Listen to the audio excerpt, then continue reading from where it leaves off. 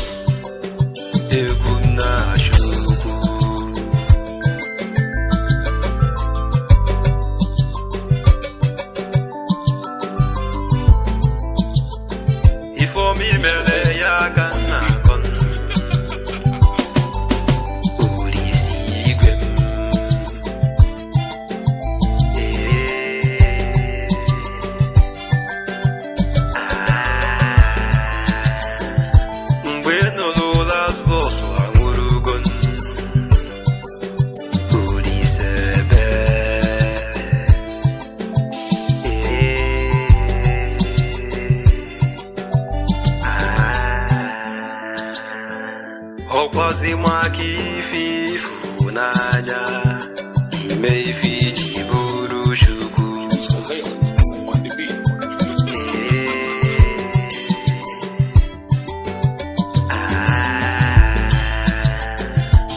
Isiri mpuno kunu ese egumna shuku egumna shuku